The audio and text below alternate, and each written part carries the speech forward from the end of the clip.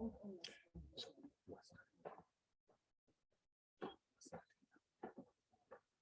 right.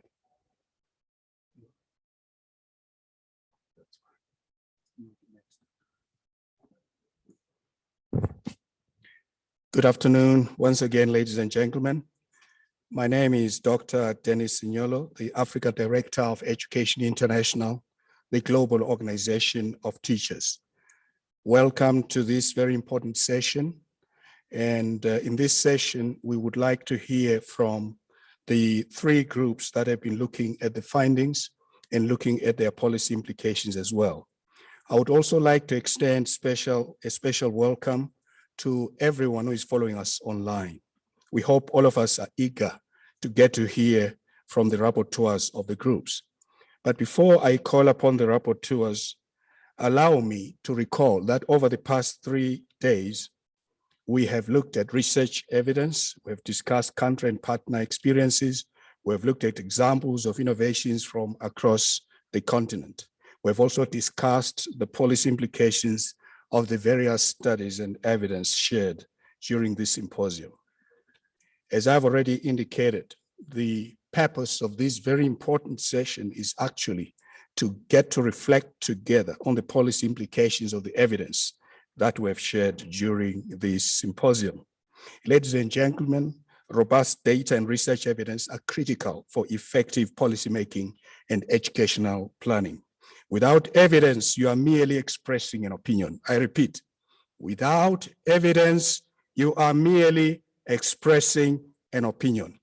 And an opinion is not necessarily a fact. What if you can allow the evidence to speak for you? But for the evidence to speak for us, to inform policy, it must be robust, credible, and valid. It is therefore vitally important for countries to have accurate and up-to-date EMIS data. But also it's vitally important for us to carry out research as governments and as partners, but to also triangulate the data. That's why, in addition to official government sources, we should also look at research evidence generated by academics, independent researchers, civil society, teachers' organizations, student groups, and others. This is critically important. Quite often, colleagues, education stakeholders will have different opinions on the causes of and solutions to problems or challenges in education. That's why when we formulate policies, we need to bring everyone together to the same table to debate and dialogue about the challenges and agree on the policy options as well as the policy measures to be taken to address the identified problem.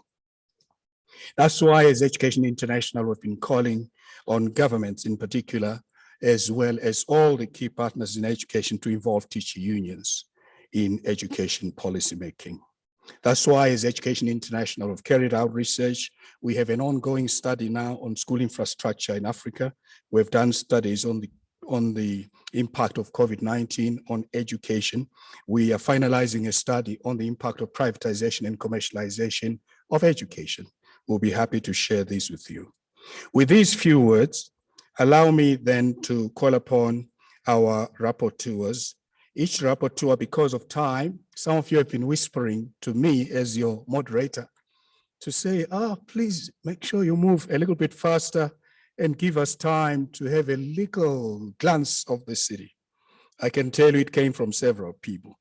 I hope we can collectively achieve that if our rapporteurs agree to spend 10 minutes or less reporting back. That would be appreciated. Is that what you want, ladies and gentlemen? People are clapping. So rapporteurs, you have a challenge. You have a challenge. We will start with Dr. Margaret, who will be reporting for the researchers group, which was in this room. So Dr. Margaret is from Kenya. Over to you. Feel free either to do it from there or to come to the podium. Thank you.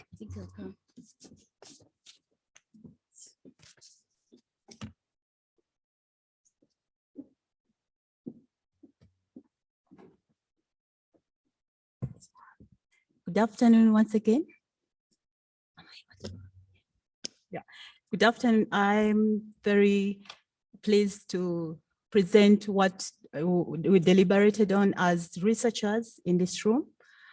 First, my name is Dr. Margaret Nampija. I work with the African Population and Health Research Center in Nairobi as a research scientist in ECD under the Human Development Program. So with colleagues in this room, together we agreed on specific points that really stood out over the past 3 days from the perspective of a researcher in education. But first, we noted that we are producing a lot of work, a lot of evidence, a lot of knowledge, and knowledge ideally is meant to inform policy and action, but this is not always the case. So together we came up with key points on what should be taken forward in terms of recommendations for, better using of evidence that we generate from our research. And also, of course, the end goal is to improve education in our continent, on our continent, in our countries. So first, we recognized the gap or the challenge that is currently, or the practice where we work in silos. There is a gap between policy makers and researchers. We are not reaching out to the policy makers to inform them or to engage them in the work we do. So we felt that there is need for dialogue and collaboration between the researchers and the decision makers or the policy actors, but also bringing on board all the other stakeholders. And this is not just at the point of telling them what we have found, but from the beginning, from conceptualization of the research topics that we want to pursue. But then this should still align with what the policymakers have as a need in the policy making. So working with them from identifying the problem through conceptualization of the research and across the execution of the research, understanding the findings together and translating them to actionable points is very important. And it's the very starting point for us to see that we are going to improve the status quo. And secondly, we felt that we are not communicating or we're not disseminating our findings or our evidence to the people that should use it. The the policy makers, the politicians, and the other stakeholders, even the facilitators like we had in the morning. Apart from the researchers and the decision makers, we have organizations that support these programs or support translation of evidence into implementation, but our communication, our dissemination of the finding is not so far very effective. So we felt that we need to communicate synthesized or policy relevant messages to the policymakers, and the policymakers should also be ready to uptake, our findings for, improvements in both policy and practice. And with that also, we felt that on the side of utilization, the policymakers, even when they hear or when they receive our findings, there is still a lot of room to be desired in terms of utilizing the data that they receive or the evidence that they get. And this is because we are yet to establish a practice of evidence-based decision-making in our countries. So we're calling to the policy makers to have to establish a practice or a routine to always use data to source out, reach out to us for every time, for example, they want to review their curriculum, to review their policies, to reach out, to go back to the data and see what's there for them to make decisions.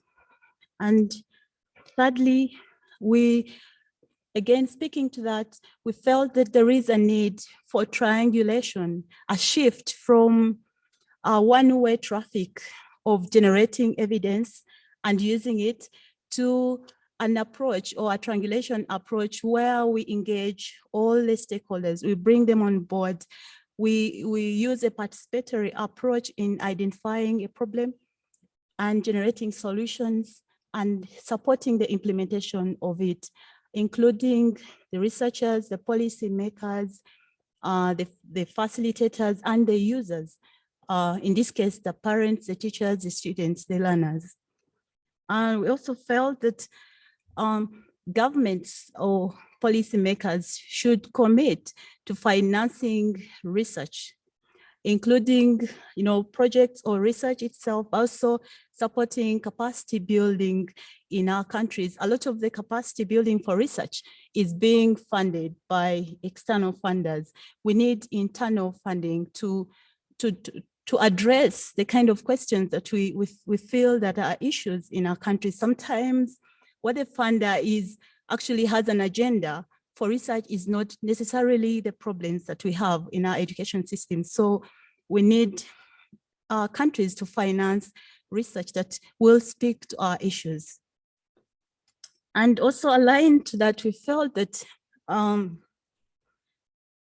government should also create or establish research databases where data is kept and also can easily be accessed. We don't have those, and even where we have them, they're not being used. So we call upon the governments and policy makers, decision makers, to establish databases that can accommodate evidence we generate and can also be accessible internally and externally for the different users, for us to be able to use the evidence for informing policy as well as improving practices in education. And also, related to that still, we know that some governments have research institutions. Other governments could be more advanced than others. We feel that it is very important for governments to commit or to give it a priority that they establish research, full-fledged research institutions or establishments that conduct research for education in this case, so that we are able to generate evidence that is locally, speaking to the issues that we have. And also with that, bring on board other sources of evidence, for example, researchers funded elsewhere, so that together we can have evidence decision-making.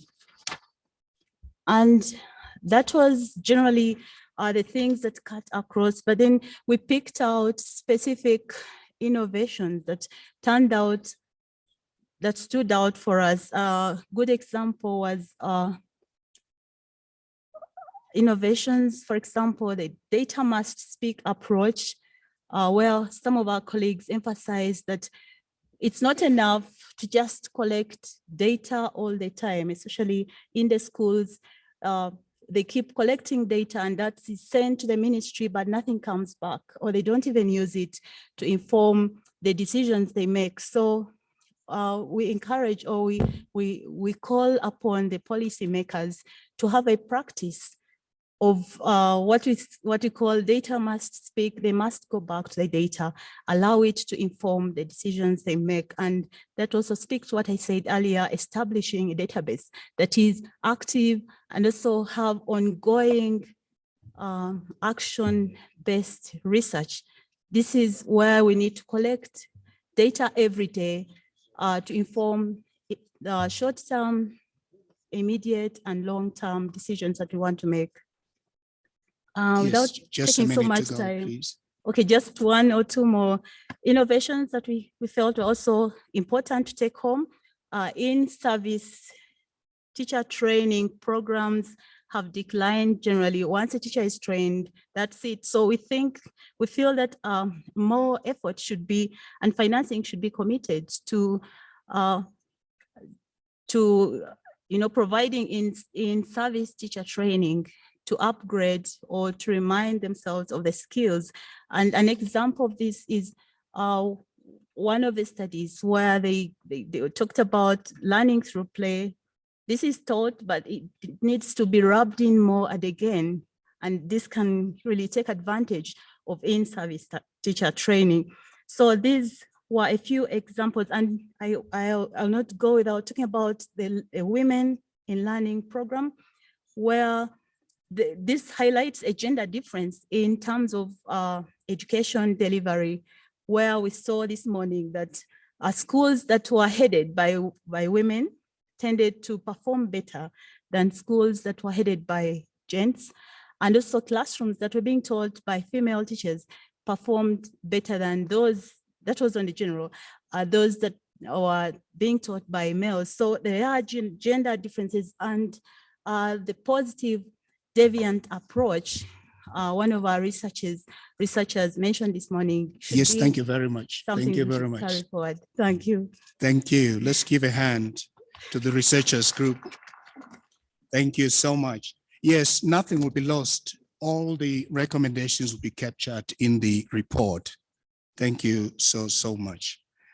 We will now move on to KICS Africa 19. I understand there are two rapporteurs. Let me just restate that the maximum is 10 minutes, even if you are two. So you can decide between the two of you how much time each one should get. If the first person takes the whole 10 minutes, you'll be forcing the moderator to move to the next group. So please, Professor Betty Ezati from Uganda and Dr. Makube Ralenkoane from Lesotho will present for KICS Africa 19. Over to you. Good afternoon.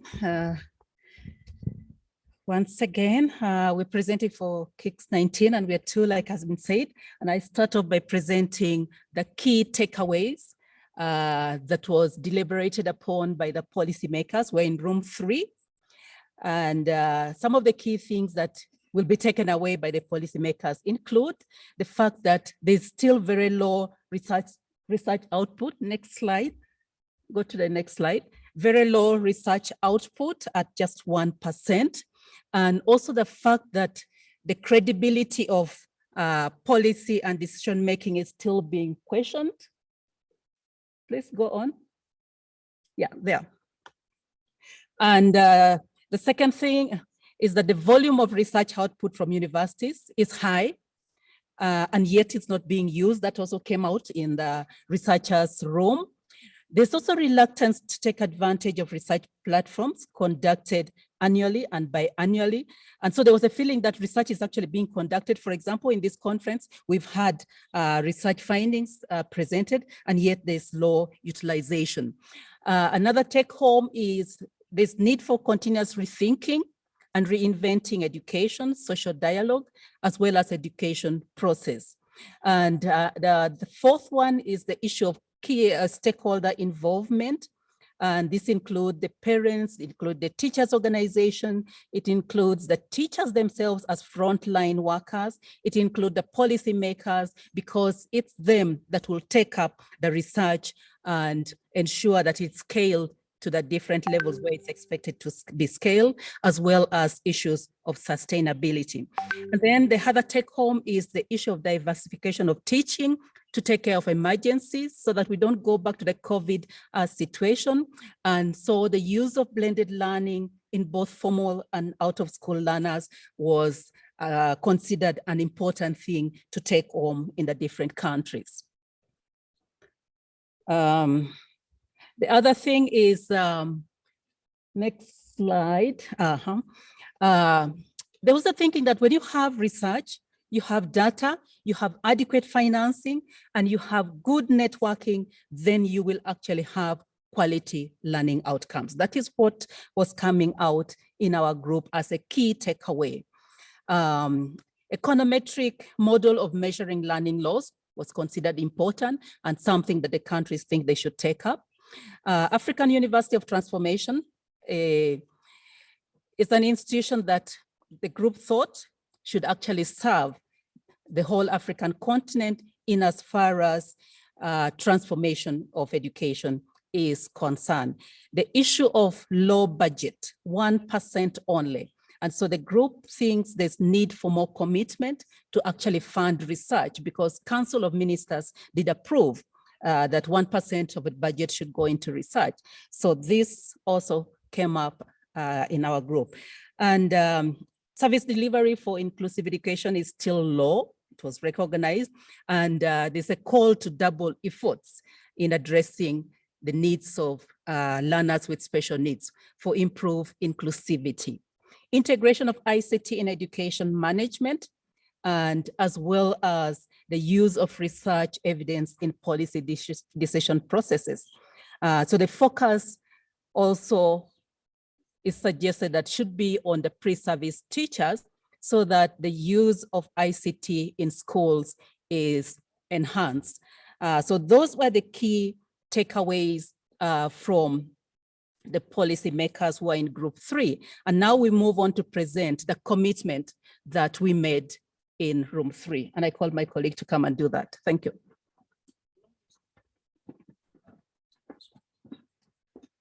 Thank you very much, Professor.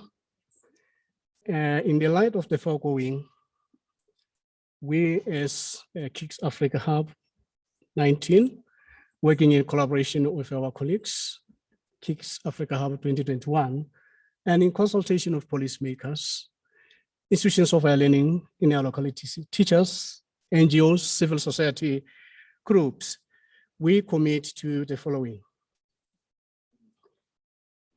We commit to optimization, to optimal use or utilization of open education resources that we already have in our localities and formulation of policies there too. We commit to incorporation of coding in areas. Yes, I'll go back to it. Yes, I know. We further commit to the sustenance of local and regional dialogue such as this, so as to make sure that everyone in this group relies on evidence. We commit to continuous learning from monitoring and evaluation activities. And similarly, we shall align our curricula in teachers' colleges and schools with activities that we undertake in our ministries. We further commit to promotion of large-scale research to inform policy and practice. We also commit to research teacher practices in teachers' colleges for various reasons, but more importantly, for strengthening mentorship and socialization of rate thereof. We further commit to strengthen interaction between parents, that has been talked about a lot, school administrators, as well as other stakeholders in order to improve learning outcomes. We shall advocate for evidence-based planning and decision-making, therefore. We are going to strengthen linkages with research institutions, particularly institutions of higher learning, for us to base whatever it is that we do as far as learning is concerned on evidence. We commit to designing policy in a language that is less technical, as we've heard in the previous meeting, that technical language in our policies make them very good policies as documents, not as practice. Now, we have our plans. We have recommendations for plans for the future of KICS. And one of our recommendations, the first one, is for us to keep and continue networking in this format. I think they are not being projected in the pace that I'm making. Why should we network? So that there will be coordination. We should sustain this coordination and follow-ups, which are meant to quality assure whatever it is we are doing in our localities. We are going to intensify knowledge sharing across board, right from the policymakers down to the early childhood education level. We further commit to, we further are going to institutionalize all local solutions at various levels. And also we are going to persuade and negotiate for more funding as far as a child is concerned, rather than us spending more on logistical arrangements for projects, programs, and research. We are going to implement collaborative research to share findings and make sure that our research or our findings are implementable. We are also, we did talk a lot about a teacher as a frontline implementer on whom we all rely. All our initiatives are null and void if the teacher is not holistically considered. So are we going to consider a holistic look at the teacher in terms of many other things, including not only finances, but housing, etc., etc. We are going to offer professional courses alongside the academic courses that are offered in school. But most importantly, can we please fully brief our principal as the first step towards the success of these good intentions that I've just presented. What if it doesn't work? What if the policymakers don't listen? Now, we are pleading with focal persons to guide policy formulation with reference to what is taking place in other countries, because they are familiar, they are networked, they are working together, should our superiors not listen. We need to mobilize, persuade for mobilization of resources to facilitate dialogue with policymakers. But I've always said it, that is that dialogue that cascades down to the last person. We should inform our governments to adopt multi-sectoral approach, including several for inclusion, especially in terms as far as participation in consent, to include civil society organization whom we are expecting them to hold government accountable. And lastly, we are pleading for information dissemination on research findings from the conferences in order to enhance how, and also to reach, in order for us to also reach the disadvantaged group. On the last bit that I think I'm not clear about, we are saying there is a lot of information lying around, as I've had Professor presenting here, but very few people in our localities know about it. Thank you. Start Thank you talking so much. about it. Thank you very much, moderator. Thank you. Thank you so much for the concrete commitments from our governments and senior officials group. Let's give them a hand. Colleagues, before I hand over to the Kicks Africa 21 team, allow me to leave you with just 3 takeaways from what we've heard so far from the 2 groups. This is, for me, my interpretation of the 3 key things we need to go home with. Number 1, successful education and teacher policies are evidence-based and evidence-informed. Number 2, avoid policy borrowing, devoid of local context. Adapt and appropriate policies are necessary. We can learn from each other, but it doesn't mean to say we should just take the policies as they are to implement them in our own national context. Number 3, the final one, involve all key stakeholders. Of course, I represent teachers, including teacher organizations in education policy making, education and curricular reform. So I would like to leave you with those 3 takeaways, and thank you very much. I'll now hand over to the Kicks Africa 21 group, and Dr. Sissoko Tore, please, over to you.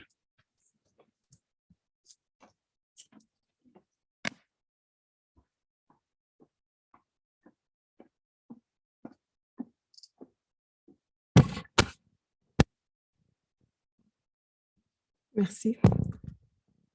Excellences, Mesdames et Messieurs, chers collègues, nous arrivons au terme de nos travaux, 3 jours intenses et riches d'enseignements et de partage d'expériences.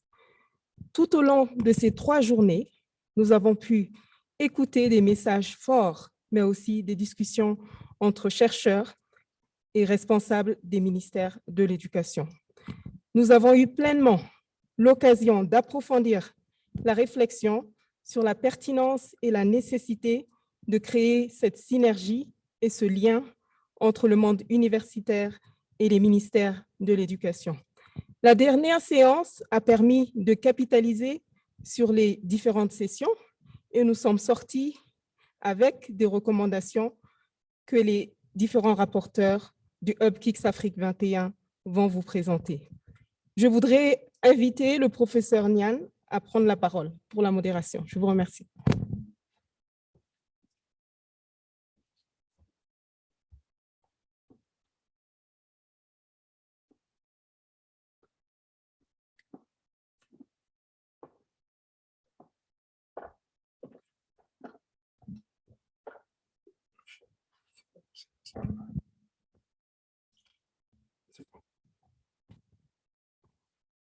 Merci, Madame Touré.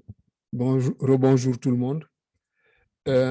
Vous comprendrez aisément, l'exercice n'était pas facile, mais je pense que nous avons pu avoir des éléments qui pourront être partagés avec la communauté pour pouvoir réagir.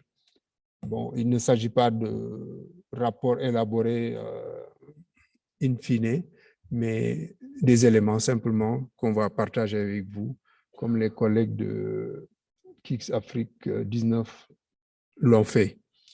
Sur ce, j'invite le groupe 3. C'est ça, hein? Voilà.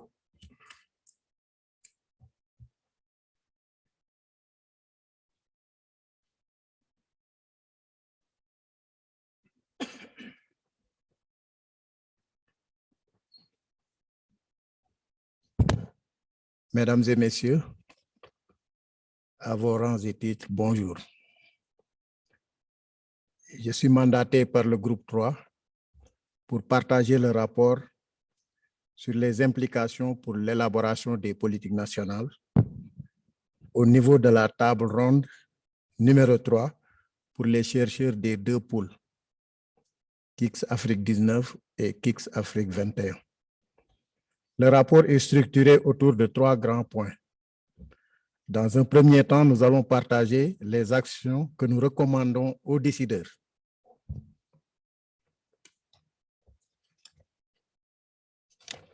Avant ça, je vais commencer par les messages.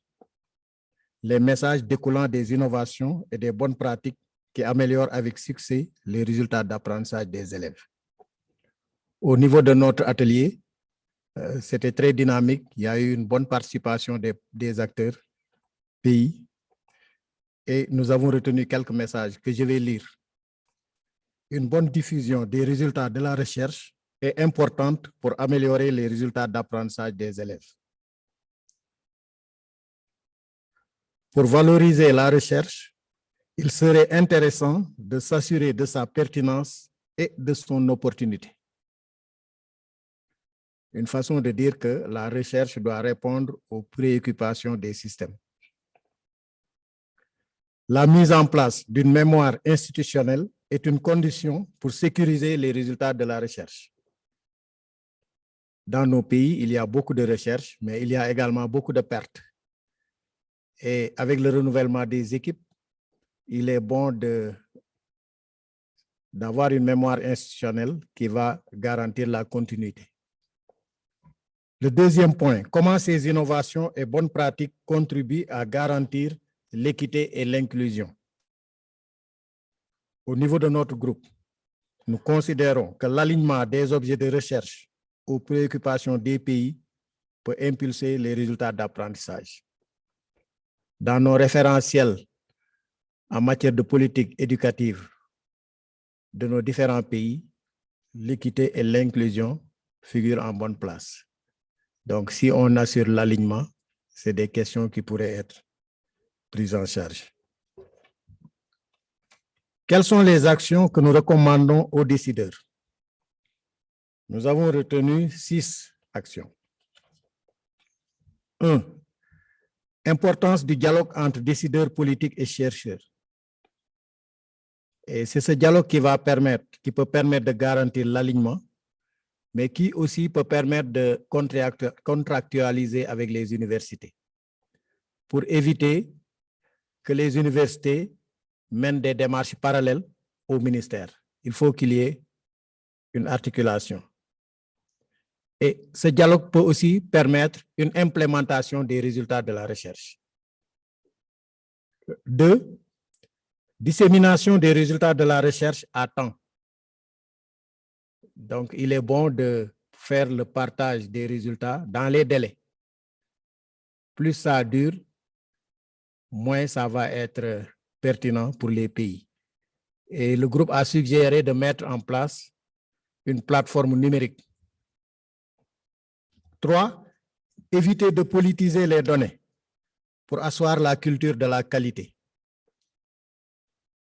Et ces recommandations visent en fait une fiabilité des données, une fiabilité de la collecte, loin des préoccupations politiques ou de communication politique. 4. Assurer une allocation budgétaire conséquente pour soutenir la recherche. La recherche a un coût. Il faut que des moyens suffisants soient mobilisés sur toute la chaîne. 5. Créer dans les pays des structures dédiées à la recherche et les accompagner. Il y a des instituts de recherche qui existent dans certains pays, il serait bon de les implanter un peu partout. 6. Avoir une feuille de route de la recherche, prenant en charge certaines questions qui ont été soulevées, comme la formation des enseignants, le développement professionnel, les changements climatiques, le genre, la question des langues, entre autres. La dernière question, comment pouvons-nous poursuivre cet échange de connaissances et d'innovation pour avoir un impact positif sur les résultats d'apprentissage? Là, nous avons fait 3 suggestions. 1. Mettre en réseau les pays participants à ce symposium pour continuer la réflexion. 2. Organiser des ateliers de partage de bonnes pratiques. Au cours de notre plénière, il y a des bonnes pratiques qui ont été révélées par les participants. Il serait bon de les partager, d'organiser des ateliers de partage pour une mutualisation. Et 3, accorder plus de rigueur dans l'exploitation des données collectées et les recommandations formulées par les chercheurs pour que les résultats de recherche ne dorment pas dans les tiroirs. Merci de votre aimable attention. Merci, merci bien. J'ai fait exprès de demander à M. Diop, qui a rapporté pour le groupe 3 où il y avait des chercheurs de Africa 19 et Africa 21, de présenter le rapport. Et vous constaterez que même si les 2 rapporteurs ne se sont pas entendus, ils vont évoquer les mêmes problèmes sous des formulations différentes. Et ce que le groupe 1 aussi, le groupe Africa 19 a fait, c'est-à-dire qu'il y a presque une répétition. On s'est synchronisé sans être ensemble. Voilà, je crois que c'est ça qui fait que les recommandations ou les conclusions retenues sont pertinentes et justes parce que tous les 3 groupes, sans se concerter, ont à peu près dit la même chose. Monsieur Mané, vous pouvez y aller pour le groupe Africa 21.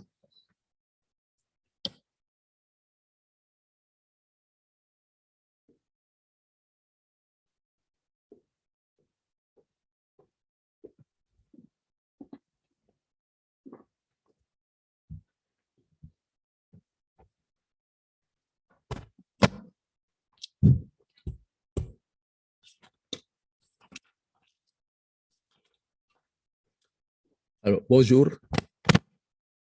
Bonjour à tout le monde.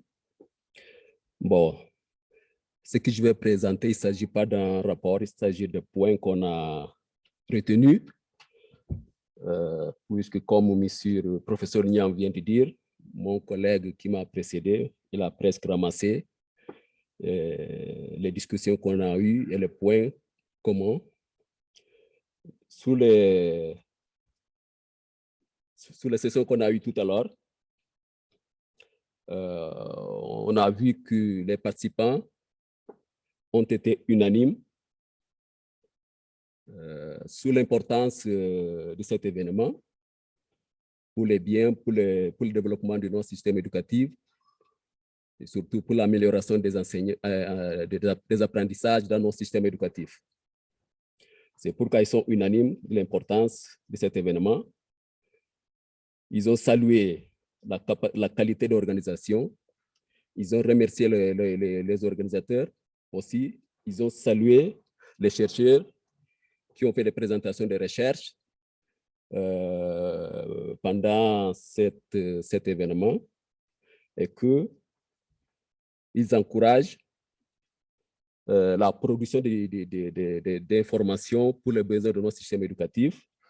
Ils encouragent en même temps le rapprochement entre les chercheurs et les acteurs du système éducatif. Les discussions ont montré qu'il y a un décalage entre ce qui se passe dans les centres de recherche et ce qui se passe dans l'administration des systèmes éducatifs. C'est pourquoi il y a besoin de ce rapprochement entre les chercheurs et les acteurs du système éducatif. Bon, ils encouragent le partage d'apprentissage, de connaissances et innovations en matière d'éducation entre les pays. parce que les témoignages des pays ont montré qu'il y a des pays qui sont plus en difficulté que les autres. Il y a des pays qui sont très avancés que les autres. Il y a des pays comme les Saint-Thomé et Principe qui n'ont pas encore de centre de recherche parce qu'ils ont une université très récente. Donc là, on ne peut pas parler de recherche. Donc,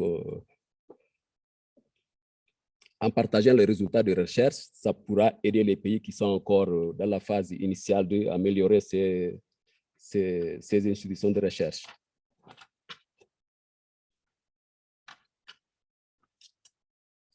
Là aussi, il y a eu des témoignages, des présentations d'expériences des pays. On a vu l'expérience très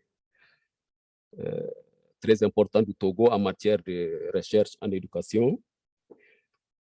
Il y a des pays qui sont encore en retard, par exemple la Guinée-Bissau et Saint-Thomé. Bon, il a été question de voir comment créer les mécanismes pour appuyer les pays qui sont encore en phase initiale en matière de recherche en éducation. Puis, il y a aussi la nécessité d'encourager la recherche, action, par la mise en place de dispositifs dans les différents pays qui puissent encourager les recherches actions.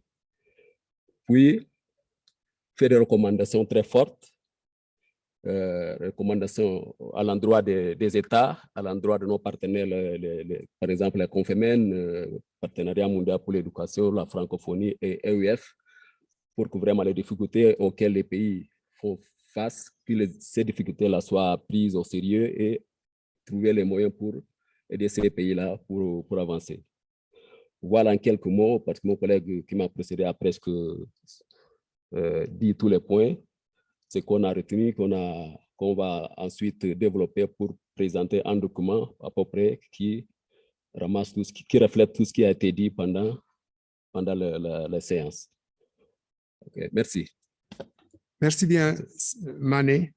Avant de redonner la parole aux collègues, je voudrais insister sur 2 points qui ont été discutés et adoptés dans notre groupe. C'est la nécessité de faire l'état des lieux de la recherche, action de la recherche dans nos différents pays pour pouvoir redémarrer et redynamiser peut-être des structures qui existent, comme l'a dit le rapporteur du groupe 3. Le deuxième aspect, c'est le portage politique de la recherche-action pour le développement, pour l'amélioration des apprentissages. Au plus haut niveau, les responsables, les décideurs politiques doivent porter cela. Et le troisième aspect, c'est en direction des différents consortiums qui supportent ou qui managent Africa 19 et Africa 21. C'est un dialogue politique avec le Centre africain de l'enseignement supérieur, la conférence africaine qui s'occupe de l'évaluation des chercheurs, pour permettre aux chercheurs de valoriser leurs recherches en direction des systèmes d'éducation. Parce qu'un chercheur qui ne voit pas les résultats de sa recherche valorisés, bien sûr, il ne pourra pas être motivé. Donc, il faudrait que les membres du consortium fassent une démarche auprès du CAMES pour revoir comment cette structure qui s'occupe de l'enseignement supérieur dans nos pays, en Afrique, puisse valoriser davantage, prendre en considération des recherches centrées sur les problèmes des systèmes d'éducation et de formation. Voilà quelques éléments que je voulais ajouter à ce qui a été dit tout à l'heure. Merci.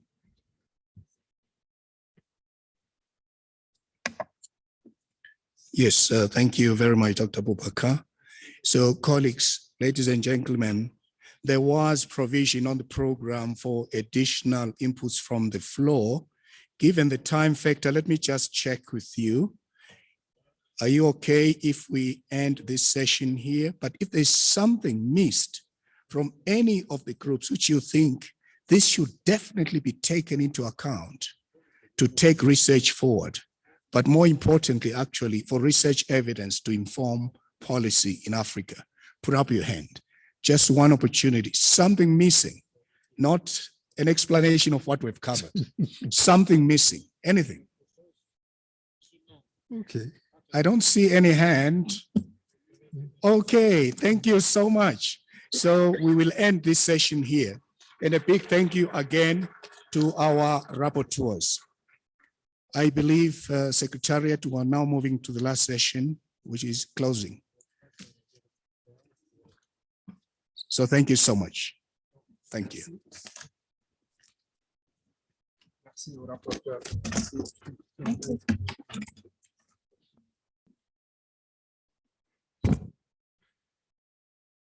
Mesdames et messieurs, nous arrivons au terme de ces 3 jours d'intenses travaux, 3 jours au cours desquels notre ambition, c'était de trouver des solutions pour transformer l'éducation en Afrique. Donc, nous avons souhaité quand même, avant de nous quitter, avoir au moins quelques propos de reconnaissance de tous les participants et notamment des ministres qui sont restés jusqu'à présent pour porter un message d'espoir que les travaux que nous avons faits ici ne seront pas lettres mortes, qu'elles seront effectivement intégrées dans les politiques éducatives des pays africains. Donc, je voudrais quand même aussi, au nom des 3 membres du consortium qui portent le KICS Afrique 21, remercier tous les participants pour la qualité de ce partenariat entre les 2 KICS. Et nous espérons que ce partenariat sera fructueux et que le KICS, de façon globale, pourra être pérennisé. Donc, je voudrais dire merci, un grand merci à tout le monde et inviter Madame la ministre de Sao Tomé à présenter un message, ce message d'espoir pour clôturer nos travaux. Je vous remercie de l'applaudir pendant qu'elle rejoint le public.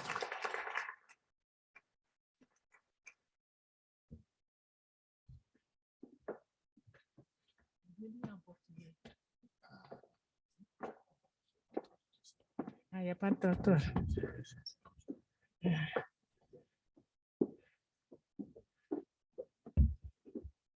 Je peux lire? Je vais... Je ne sais pas s'il y a des traducteurs. Excelentíssimo senhor representante da União Africana, excelentíssimo senhor secretário-geral da CONFMEN, excelentíssimas senhoras ministras da Educação dos países aqui representados, excelentíssima senhora coordenadora do KICS 21, caros participantes do simpósio, minhas senhoras e meus senhores, permitam-me, em nome de todos os participantes deste simpósio, endereçar os meus melhores cumprimentos aos presentes. No mundo contemporâneo, a educação é considerada a base do desenvolvimento de qualquer sociedade, pois a partir dela se forma e prepara o capital humano através da transmissão de conhecimentos sociopolíticos, econômicos e culturais para que lhes permitam desenvolver as diferentes competências para a vida. Dizia eu, a quando da minha intervenção no primeiro dia, que o mundo tem vindo a viver uma série de dificuldades impostas pela natureza e outras provocadas pelo homem. Esta situação levou o mundo a pensar em mestria na educação para que ela atenda à mudança dos paradigmas tradicionais e pensar em novas formas científicas e inovadoras no sentido de prevenir-nos para o futuro. O simpósio que se encontra no momento final permitiu-nos trocar experiências, muitas delas fruto de várias investigações efetuadas pelos especialistas dos países aqui representados em diversas áreas, através dos painéis apresentados. Senhoras e senhores, excelências, estamos na era das novas tecnologias de informação e comunicação, ou melhor, na era digital. Podemos interagir com as colegas e os colegas de outras paragens através das mesmas. A educação vê, na era digital, um meio para a sua transformação. Vimos que pode-se lecionar presencialmente e através de imagens e sons à distância. Cabe-nos a nós, professores e educadores, aproveitar a ciência e permitir que o ensino-aprendizagem, de forma digital, passe a fazer parte do nosso vocabulário do dia a dia e da nossa prática docente. De salientar que as apresentações aqui havidas, desculpem, salientar que as apresentações feitas durante estes dias, podemos recolher subsídios que nos ajudarão a programar investigações no âmbito das nossas universidades, na base da metodologia quantitativa e qualitativa, proporcionar ações para que a avaliação tenha acessibilidade, adequação aos alunos, facilitando conteúdos no seu crescimento intelectual, que determinarão mudanças significativas no sistema educativo e assim continuarmos a melhorá-lo. Ao terminar esta minha curta e singela intervenção, aproveito para, em primeiro lugar, agradecer à República Federativa de Etiópia, aos organizadores deste evento, os participantes, bem como a todas e a todos, que de forma direta ou indireta deram a sua quarta parte para a sua realização, e desejar sucesso em todas as ações desenvolvidas pelo KICS e bom regresso aos respectivos países. Apelamos a todos os ministros a se engajarem nas orientações tidas neste evento para que haja uma aproximação entre os investigadores e os decisores dos diferentes países para uma boa implementação dos resultados das investigações na área da educação. Desejamos a todos a restituição das aprendizagens retidas nesse simpósio e um bom regresso aos vossos respectivos países. Um bem-aja a todos e muito obrigado pela vossa atenção.